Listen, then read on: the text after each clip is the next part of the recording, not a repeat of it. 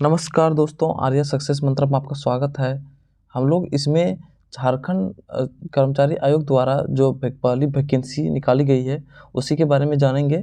Details इसमें syllabus इसका सारा चीज़ जानेंगे, परीक्षा शुल्क क्या है, कौन इसको फॉर्म फिलअप कर सकता है, सारा जानेंगे। ये जो है विज्ञापन संख्या 1 है 2023 का। तो झारखंड प्रयोगशाला सहायक प्रतियोगिता परीक्षा 2023 JLACE 2023 ये वैकेंसी है। तो यह जो दिया हुआ है इसका जो परीक्षा शुल्क है वह 100 रुपये मात्र रखा गया है और इसमें परीक्षा शुल्क में छूट दी गई है। झारखंड राज्य के अनुसूचित जाति जनजाति के अभ्यर्थियों के लिए परीक्षा शुल्क मात्र 50 रुपया लिए जाएंगे।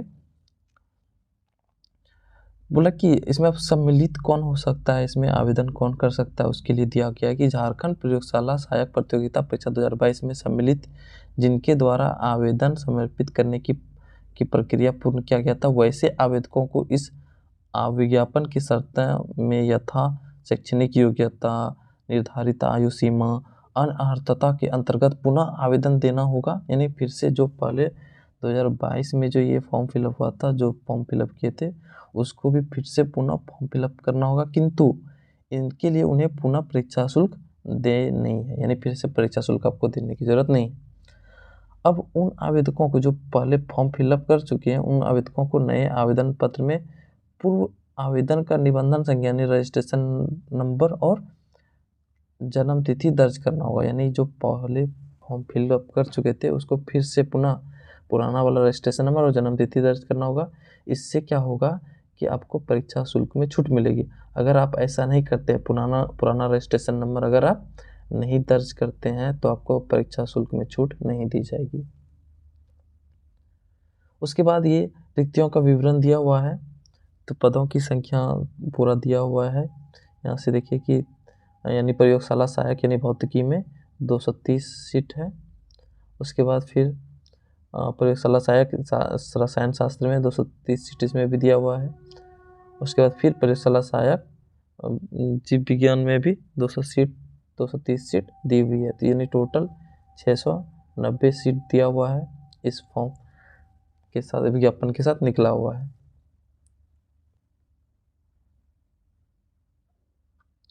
तो बोल रहा कि परीक्षा के लिए आवेदन देने से पूर्व अभ्यर्थी यह सुनिश्चित कर लें कि वे विज्ञापित पद का पात्रता विषय में प्रकाशित सभी शर्तों को पूरा करते हैं या नहीं। यानी फॉर्म फिलअप करने पहले से आप समझ लें कि पूरा आप जितना भी शर्त है, कंडीशन है इस विज्ञापन का, वो आप फॉर्म जो है ना फिलअप कर रहे हैं कि या नहीं। यानी आप इसके लिए, इस विज्ञापन के लिए आपके पास उचित जितना भी इसका पात्रता है वो आप यानी है कि नहीं, तो पहले वो सुनिश्चित हो लें। परीक्षा में बैठने की अनुमति पूर्णतः औपबंधित होगी।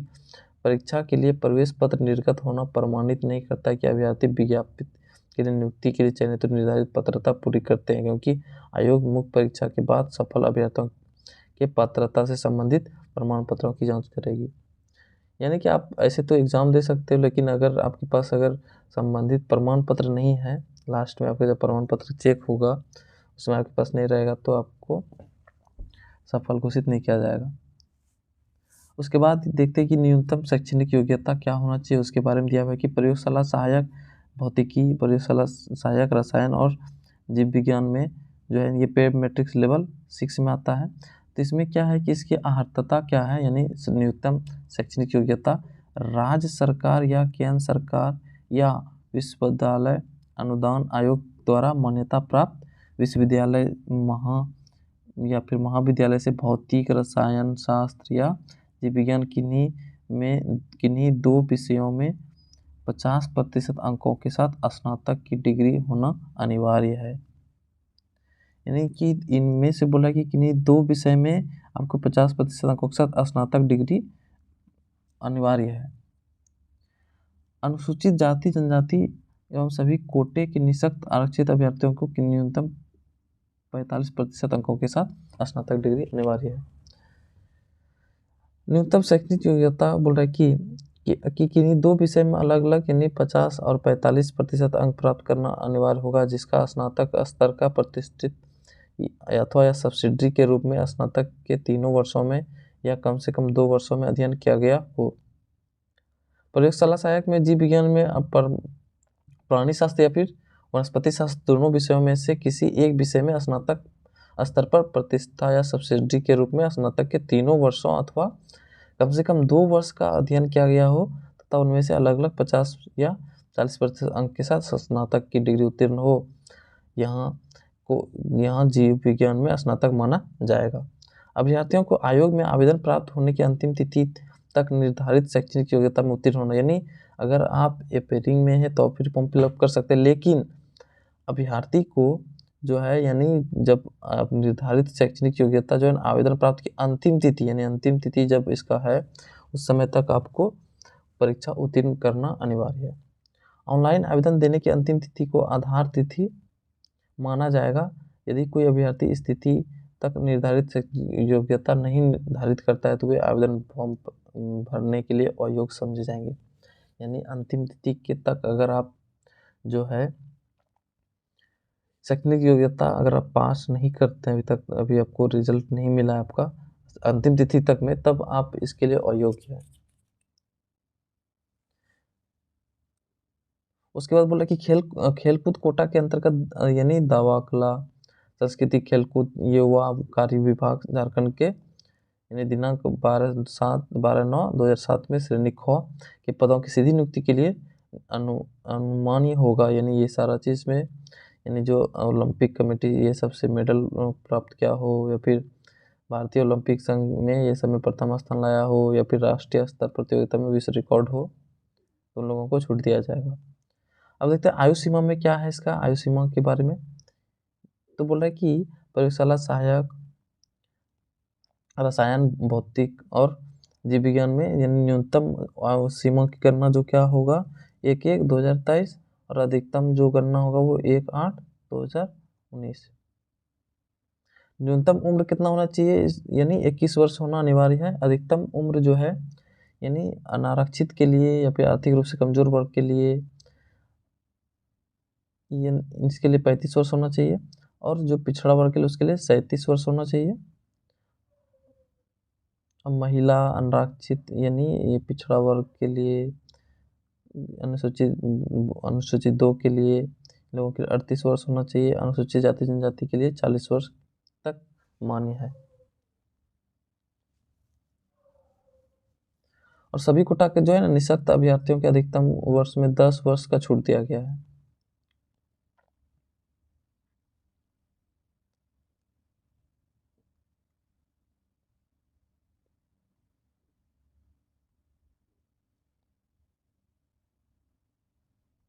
उसके बाद यानी ये सारा चीज़ दिया हुआ है आप इसको पढ़ते जाइए।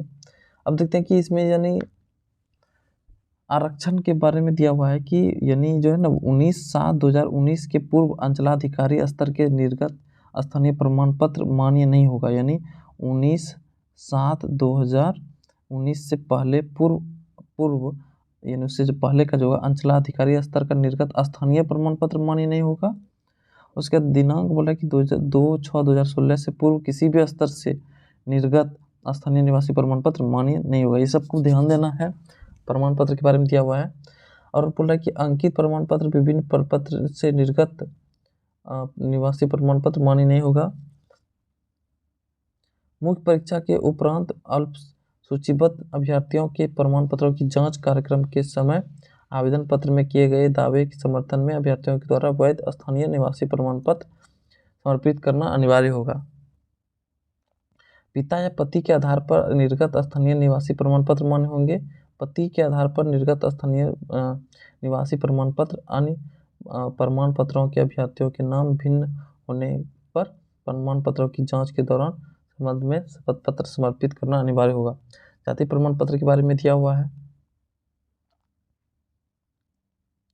तो जाति प्रमाण पत्र के बारे में दिया हुआ है कि 25/2/2019 द्वारा निर्धारित प्रपत्र 25/2/2019 को या उसके पश्चात अंचलाधिकारी के स्तर से निर्गत जाति प्रमाण पत्र जिसका मान परिशिष्ट में धारित है।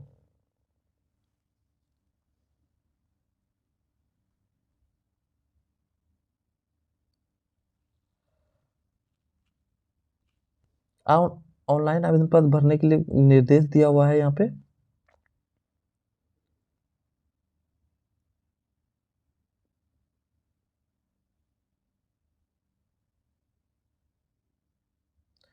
तो इसका हम लोग देखते हैं कि अब तिथि यानी कब से फॉर्म फिलअप होगा। तो ये बोल रहा है कि रजिस्ट्रेशन करने की जो तिथि है वो 5 अप्रैल 2023 से 4 अप्रैल 2023 मध्यरात्रि तक 4 मई तक आप फॉर्म फिलअप कर सकते हैं। उसका परीक्षा शुल्क जो है भुगतान करने की तिथि जो दिया हुआ है 6 मई 2023 मध्यरात्रि तक। आप इसमें फ़ोटो और सिग्नेचर अपलोड करने के लिए भी दिया हुआ है 8/5/2023 तक आप फ़ोटो सिग्नेचर अपलोड कर सकते हैं। परीक्षा भुगतान के लिए दिया हुआ है, कैसे भुगतान प्रक्रिया दिया हुआ है। परीक्षा का स्वरूप ये जानना जरूरी है, यानी परीक्षा का स्वरूप क्या है। तो बोला कि आयोग द्वारा जो है ना कंप्यूटर बेस्ड यानी टेस्ट यानी कंप्यूटर आधारित परीक्षा ली जाएगी, जिसमें किसी विषय की परीक्षा यदि विभिन्न समूहों में ली जाती है तो अभ्यर्थियों की प्राप्तांक का नॉर्मलाइजेशन किया जाएगा और कंप्यूटर आधारित परीक्षा के आधार पर अभ्यर्थियों की मेगा सूची प्राप्त के नॉर्मलाइजेशन अंक के आधार पर तैयार किया जाएगा और परीक्षा शुल्क प्रकाशन के पश्चात नॉर्मलाइज अंक ही दिए जाएंगे।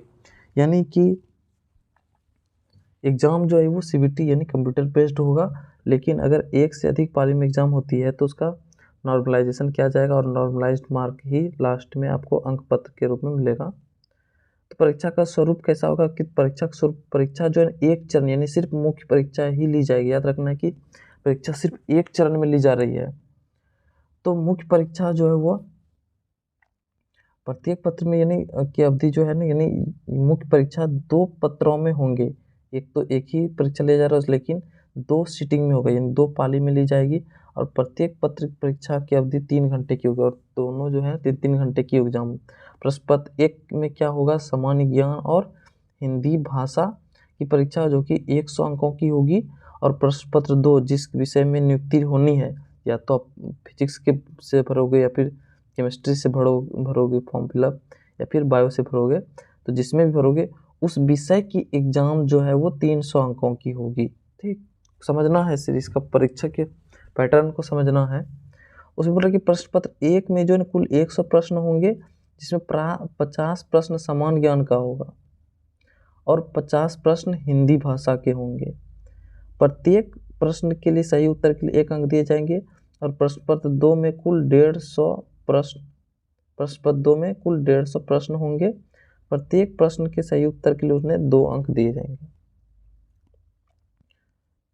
मतलब कि प्रश्न पत्र 1 में जो है ना कुल 100 प्रश्न होगा, जिसमें 50 प्रश्न समान ज्ञान का होगा और 50 प्रश्न क्या होगा, हिंदी का, और प्रत्येक सही उत्तर के लिए 1 अंक आपको दिया जाएगा। ठीक, और प्रश्न पत्र 2 में कुल 150 प्रश्न होंगे और प्रत्येक प्रश्न के लिए उन्हें सही उत्तर के लिए उनको 2 अंक मिलेगा, यानी 300 अंक का एग्जाम होगा। प्रश्न पत्र 1 अर्थता यानी क्वालिफाइंग प्रश्न होगा, यानी सिर्फ आपको क्वालिफाई करना है। इसमें मात्र न्यूनतम आपको 33% अंक लाना अनिवार्य है, परंतु जिन अभ्यर्थियों द्वारा 33% अंक प्राप्त नहीं किया जाता है उनके प्रश्न पत्र 2 उत्तर पुस्तिका का मूल्यांकन नहीं किया जाएगा। लेकिन अगर आप फर्स्ट पेपर में अगर 33% अंक नहीं लाते हैं तो आपका दूसरा पेपर चेक ही नहीं किया जाएगा। ठीक, प्रश्न पत्र 1 में स्नातक स्तर के प्रश्न पूछे जाएंगे। प्रश्न पत्र 1 में स्नातक स्तर का प्रश्न पूछा जाएगा। प्रश्न पत्र 1 एवं प्रश्न पत्र 2 में गलत उत्तर के लिए उनके अंकों की कटौती नहीं की जाएगी, ना तो आपका यानी कि नेगेटिव मार्किंग नहीं है। प्रश्न पत्र 2 अंतर्गत न्यूनतम 50% अंक लाना अनिवार्य है, यानी प्रश्न पत्र 2 में आपको कम से कम 50% अंक लाना अनिवार्य होगा और अनुसूचित जाति जनजाति उम्मीदवार के लिए 45 कम से कम 45% अंक लाना अनिवार्य होगा। यानी इस परीक्षा को पास करने के लिए आपको इतना अंक आपको लाना अनिवार्य है। अनिवार्य अंक या उससे अधिक अंक प्राप्त करने वाले अभ्यर्थियों की एक मेगा सूची तैयार की जाएगी और मेगा सूची प्रयोगशाला सहायक पद पर नियुक्ति का आधार होगा। प्रश्न पत्र 2 में भी स्नातक स्तर के ही प्रश्न पूछे जाएंगे। भौतिक विषय की प्रयोगशाला सहायक के लिए प्रश्न पत्र 2 में 150 भौतिकी प्रश्न विषय से प्रश्न रहेंगे और रसायन शास्त्र में विषय में प्रयोगशाला सहायक के लिए प्रश्न पत्र 2 में 150 अंक रसायन शास्त्र विषय से होंगे और इसका जो लेवल होगा वो बोल रहा है कि स्नातक स्तर का प्रश्न रहेगा। ठीक, जीव विज्ञान विषय के प्रश्न विषय में प्रयोगशाला सहायक के लिए प्रश्न पत्र 2 में 75 प्रश्न वनस्पति शास्त्र और 75 प्रश्न जंतु शास्त्र विषय से होंगे। अब देखते हैं मुख्य परीक्षा का पाठ्यक्रम क्या है, यानी सिलेबस दिया हुआ है।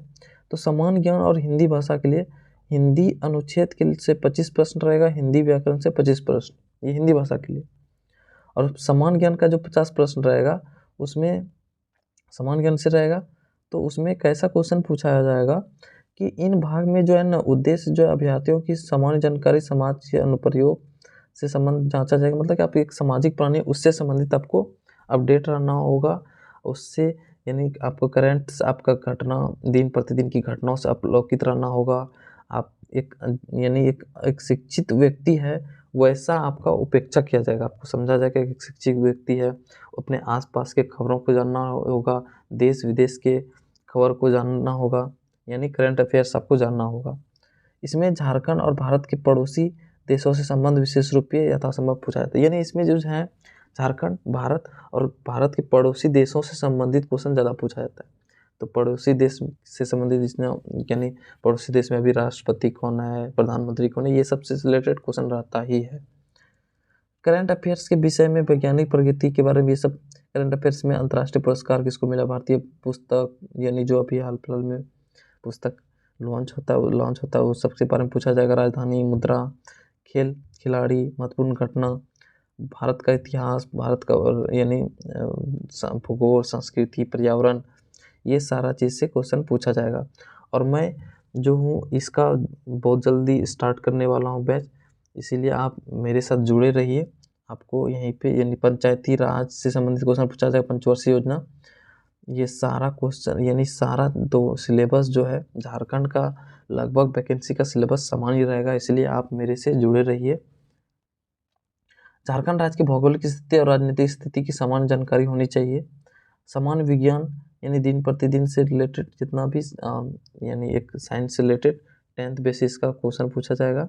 उसके बाद रीजनिंग से क्वेश्चन सदस्यता, सामान्यता, विभिन्नता, स्थान कल्पना, समस्या समाधान, विश्लेषण, दृश्य स्मृति, विभेद, अवलोकन, अवधारणा, अंक गणितीय तर्क शक्ति, ये सारा चीज़ रीजनिंग के प्रश्न पूछे जाएंगे। झारखंड राज्य से संबंधित क्वेश्चन भी पूछा जाएगा, झारखंड राज्य के भूगोल, इतिहास, यानी ये सारा क्वेश्चन पूछा जाएगा। कंप्यूटर से संबंधित क्वेश्चन आपको पूछा जाएगा, MS window operating system, MS office और इंटरनेट संचालन विधि से ये सारा सब प्रश्न पूछे जाएंगे। प्रश्न पत्र 2 में जो है ना ये मुख्य यानी प्रश्न विषय से संबंधित परीक्षा जो है मुख्य परीक्षा के आधार पर मेगा सूची का तैयार किया जाएगा।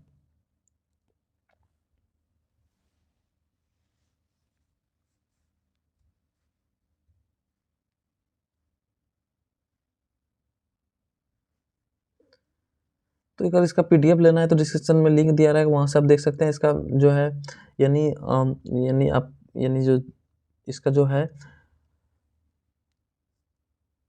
अगर आप रसायन से फॉर्म फिलअप कर रहे हैं या फिर केमिस्ट्री से या फिजिक्स से या जीव विज्ञान से, तो उसका भी इसमें लास्ट में आपको इसका सिलेबस दिया हुआ है, वहाँ से आप देख सकते हैं। ये दिया हुआ है सारा सिलेबस। तो ठीक है, वीडियो को यहीं बंद करते हैं, फिर से नई वीडियो के साथ फिर आ जाएंगे, तब तक धन्यवाद।